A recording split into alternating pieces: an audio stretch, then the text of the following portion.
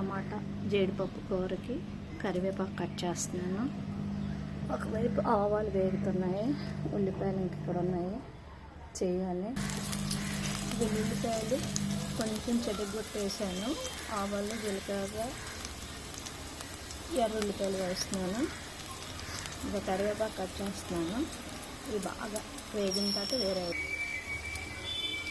ఈ ఆయిల్ పైకి తేలే వరకు ఉల్లిపాయలు బాగా వేగాయి. ఇప్పుడు టమాటా వేస్తాను.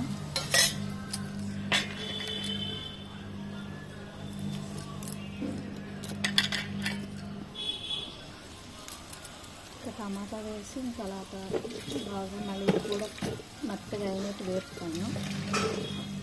ఆల్రెడీ జీడిపప్పు చేసి ఉంచాను, దాన్ని వేస్తాను. టమాటా ఉడుకుతుంది, ఒక 2 విజిల్లు పెడతాను. విజిల్లు పెట్టిన తర్వాత అది మెత్తగా అవుతుంది కదా, అప్పుడు ఇక పచ్చి జీడిపప్పు ఉప్పు పసుపు వేసి వేయించింది అది అందులో వేస్తాను. టమాటా పచ్చి జీడిపప్పు కూర రెడీ. చాలా టేస్ట్గా వచ్చింది, బాగుంది. అయితే వంకాయ జనుగులు వండాను కదా, కొంచెం ఉప్పు కారం ఎక్కువైపోయింది. మళ్ళీ బంగాళదుంపలు కట్ చేసేసాను. ఈ 2 కాంబినేషన్ బాగుంటాయి, చపాతీతో కానీ అన్నంతో కానీ ఎలా అయినా బాగుంటాయి. Okay, thank you.